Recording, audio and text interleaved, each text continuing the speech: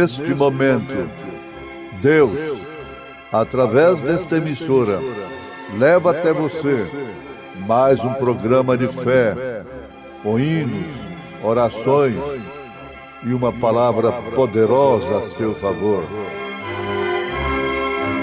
Fé para vencer o mundo. Somente crer, somente crer, tudo é possível, somente crer, somente crer, somente crer,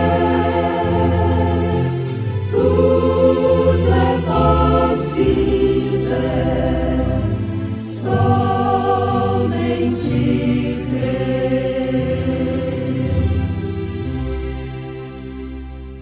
E eu, irmãos, quando fui ter convosco, anunciando-vos o testemunho de Deus, não fui com sublimidade de palavras ou de sabedoria, porque nada me propus saber entre vós, senão a Jesus Cristo e este crucificado. Sozinho foi que o Salvador sofreu lá no jardim o amargo fel ali bebeu, sofreu, penou por mim. Tão só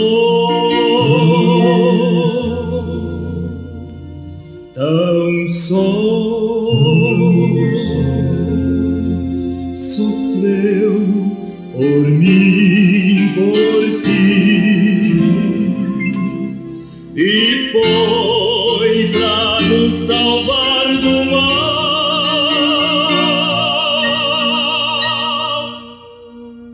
que padeceu.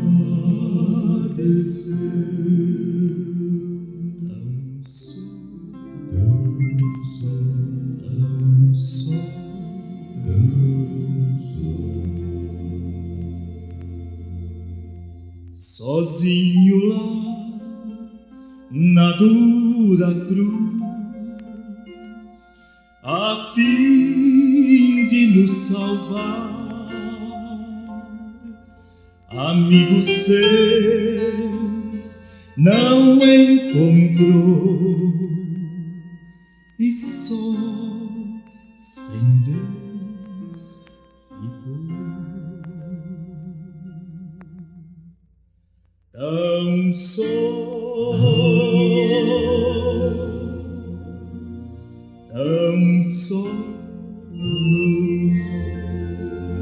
sofreu por mim, por ti, e foi pra nos salvar do mal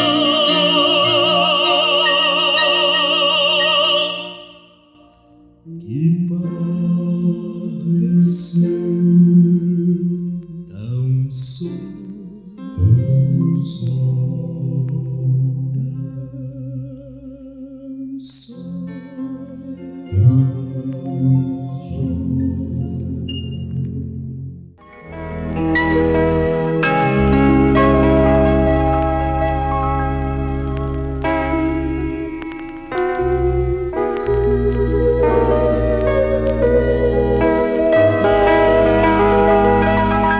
Ouvintes, um personagem escriturístico que a gente deve tomar como modelo é São Paulo. Sem jactância alguma, pelo Espírito Santo, ele chegou a dizer: sede meus imitadores, como eu sou de Cristo. Ele naturalmente pôde falar assim, porquanto o seu ministério não teve nenhum compromisso no mundo a não ser o Evangelho de nosso Senhor Jesus Cristo. Foi um obreiro totalmente livre, que não se embaraçou com os negócios desta vida. Ele tinha uma libertação total. Porquanto podia mesmo dizer: sede meus imitadores, como eu sou de Cristo. Isso é praticamente impossível para nós. Agora devemos lembrar que aquilo que é impossível para os homens é possível para Deus. Na sua carta aos Hebreus, capítulo 13, ele recomenda ao rebanho olhar para a fé de seu pastor e imitar a sua fé. Hebreus, capítulo 13. A fé dos quais imitai. Obedecei aos vossos pastores, a fé dos quais imitai. Amados, Paulo viveu tão piedosamente. Agora vejamos o que é viver piedosamente. Naturalmente, isso está partindo de piedade. Se ele não tivesse piedade, ele não poderia viver piedosamente. E a piedade quer dizer temor de Deus, ser como Cristo, se colocar piedosamente junto aos demais em seus sofrimentos, ajudando-os pela alma, pelo espírito e também pelo corpo, pela matéria. Isto quer dizer, ajudando espiritualmente e, se for necessário, até mesmo materialmente. Então Paulo foi um homem que viveu piedosamente. Se ele não podia dar para as pessoas, mas também ele se livrava de tomar das pessoas. Isto quer dizer, sendo um direito que ele tinha, recomendado por ele próprio, então ele estava dando aquele direito, cedendo aquilo para os crentes. Ele viveu tão piedosamente, a ponto das pessoas poderem ver nele Jesus Cristo.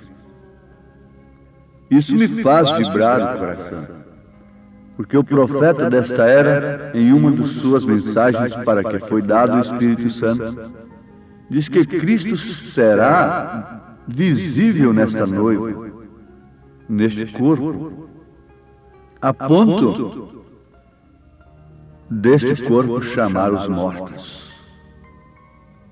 Cristo foi visível em Paulo. Sim, até o ponto em que as pessoas anelavam ter algum lenço dele para colocar sobre os enfermos. Atos dos Apóstolos, capítulo 19. Um lenço de Paulo valeu muito mais do que um discurso de filosofia.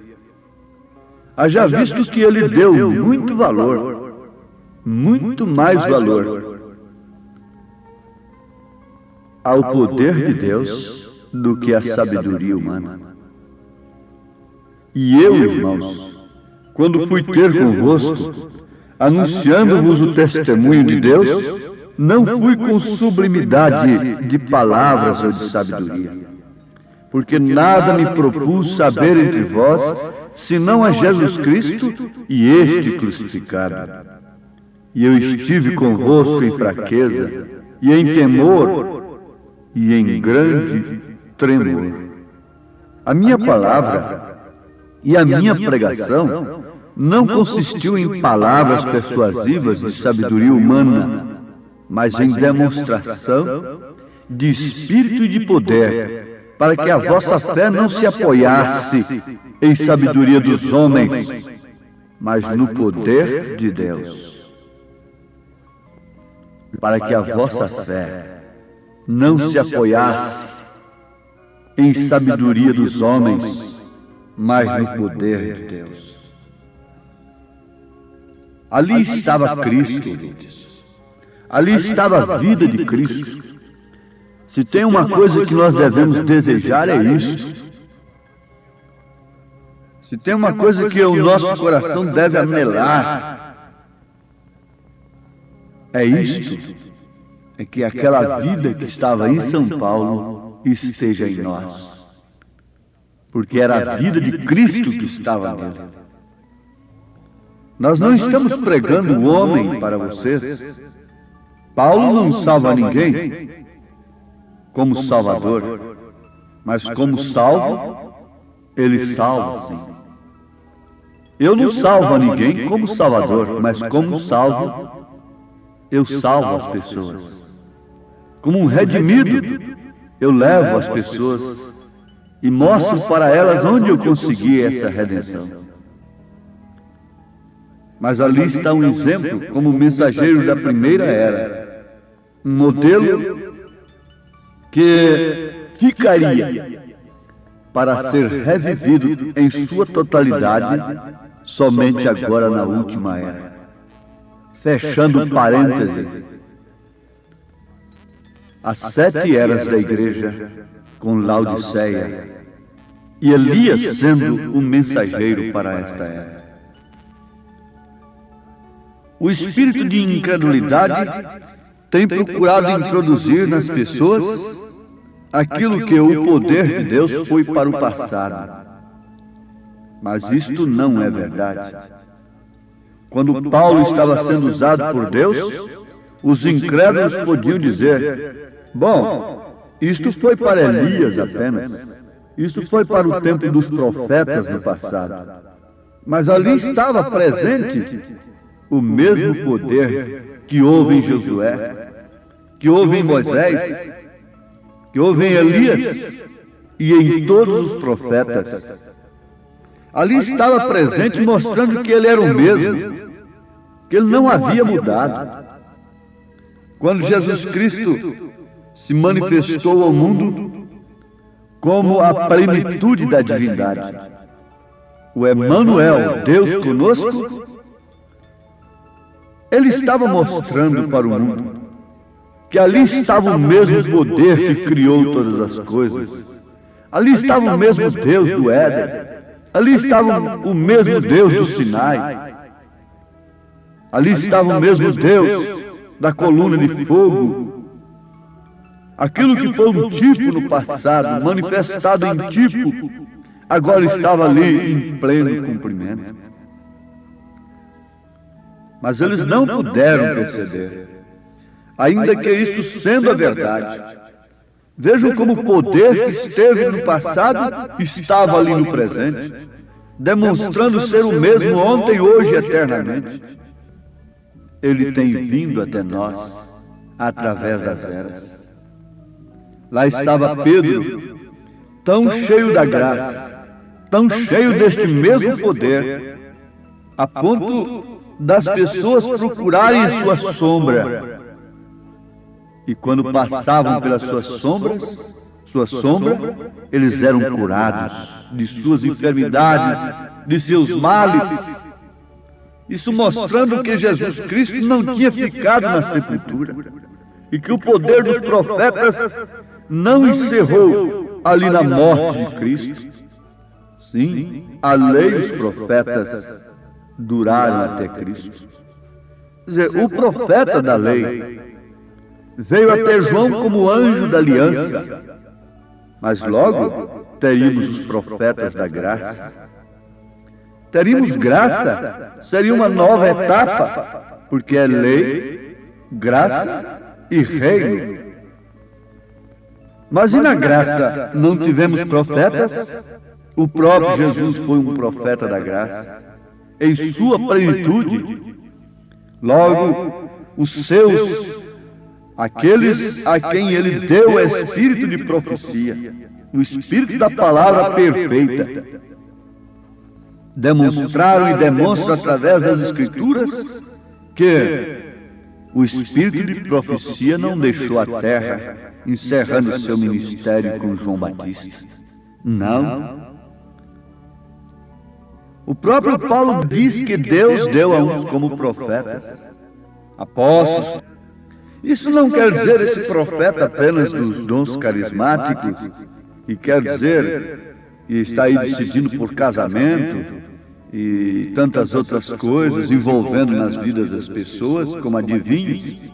Um tem uma pedra de cristal na mão, outro tem um jogo de baralho, outro pede sua mão para ler a sorte, e na confusão, na balbúrdia pentecostal, estão ali eis e fazendo casamento e demais coisas. Não é isso. O espírito de profecia é aquele que sem o qual o povo se corrompe.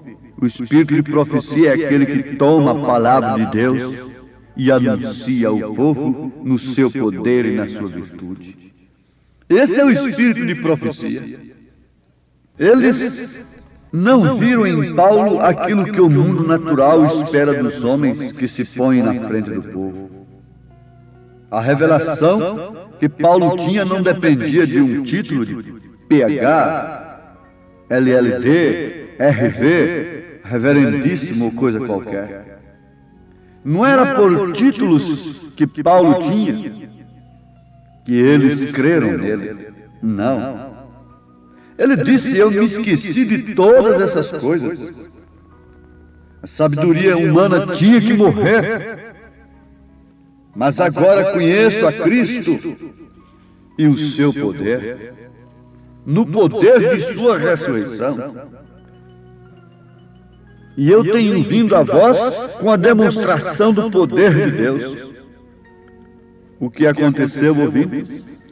Ali estava Jesus Cristo, mesmo ontem, hoje, eternamente, se manifestando através de Paulo, de Pedro, dos apóstolos, dos profetas da graça.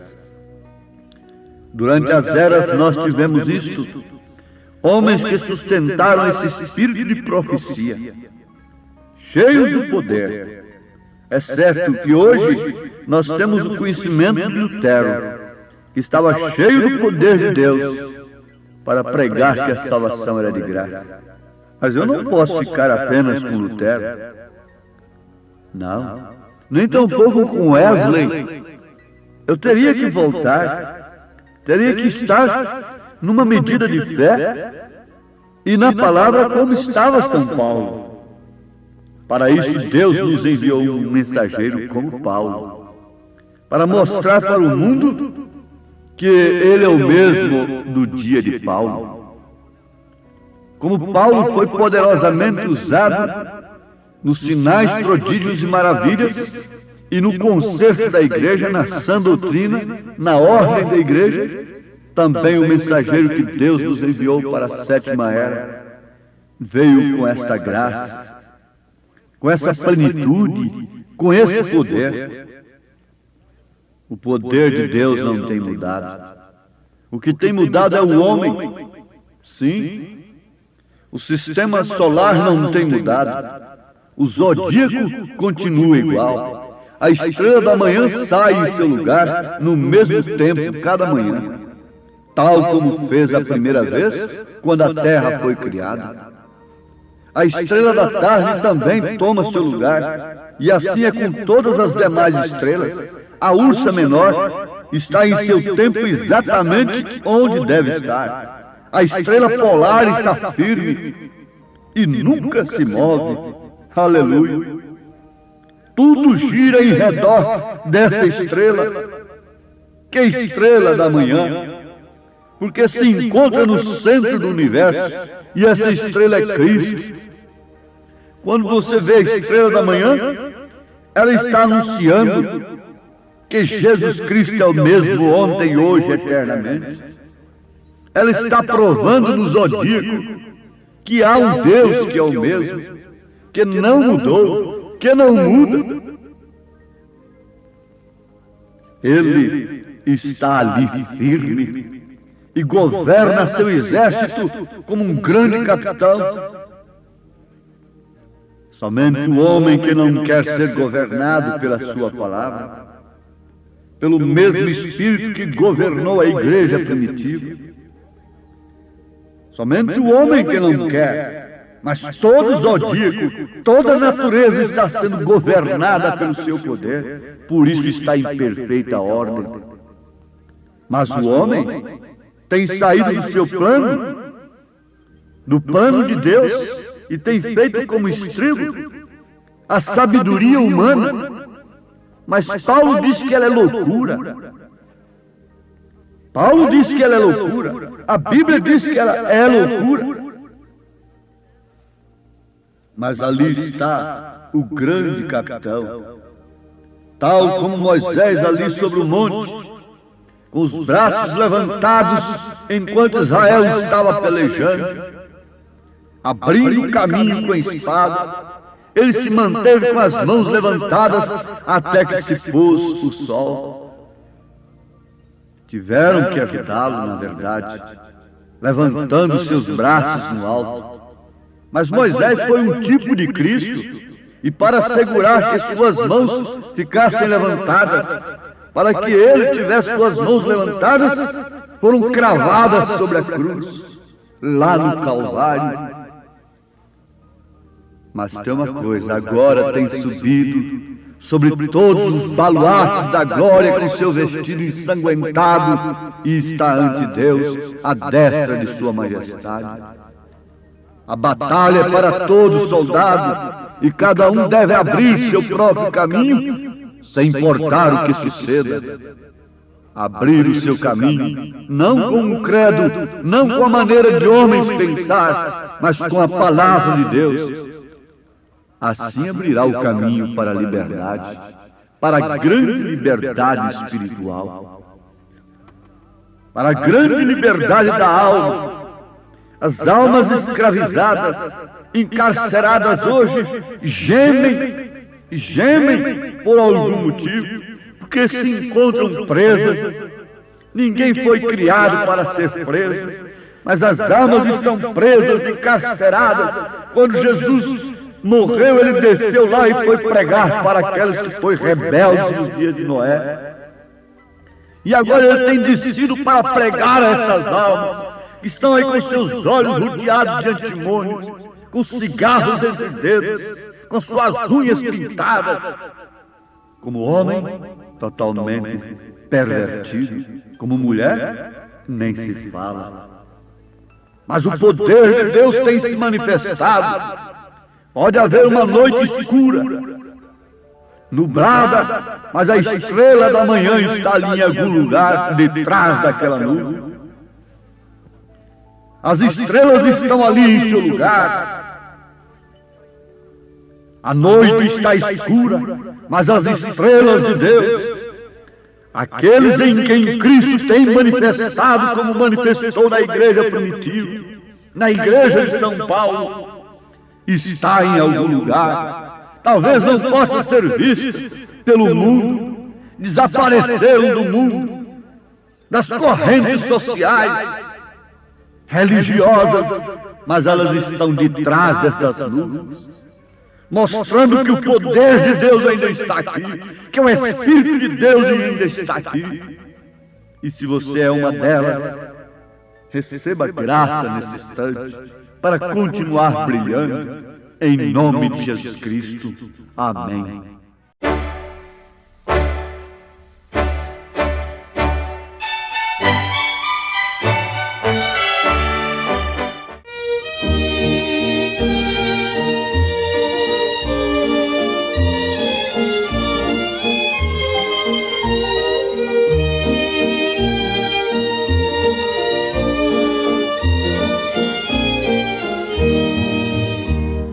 Vejo no céu resplendente do sol a clara luz. Quero viver tão somente brilhando por Jesus. Brilhando, brilhando, quero brilhar como a luz. Brilhando, brilhando, sempre brilhar por Jesus.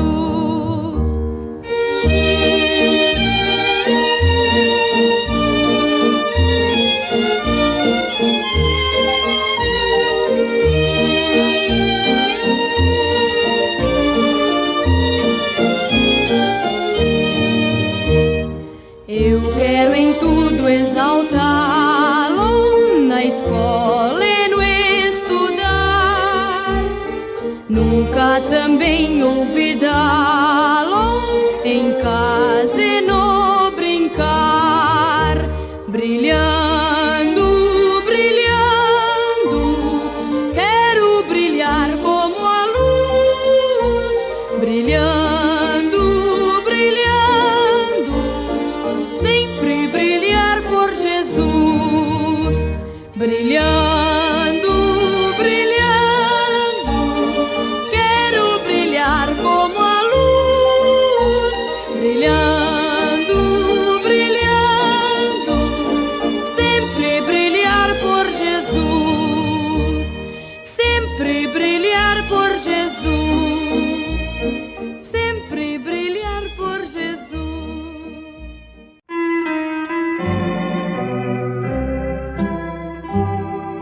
Todo dia Cristo chama, chama-me por seu amor, dá-me tua vida em serviço, terás gozo no Senhor. A Jesus pertence hoje, E Ele me pertence a mim, esse Salvador amável já uma vez morreu por mim. Agradar-lhe eu quero sempre, grande amigo na aflição. hoje e sempre enquanto eu vivo, quero andar por sua mão.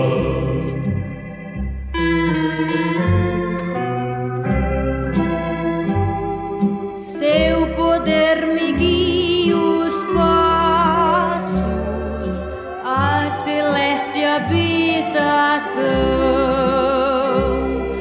onde o Redentor dar-me ao braço com amor e emoção. A Jesus pertenço eu hoje, e Ele me pertence a mim,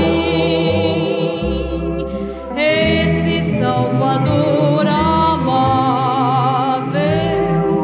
já uma vez morreu por mim. Agradar-lhe eu quero sempre, grande amigo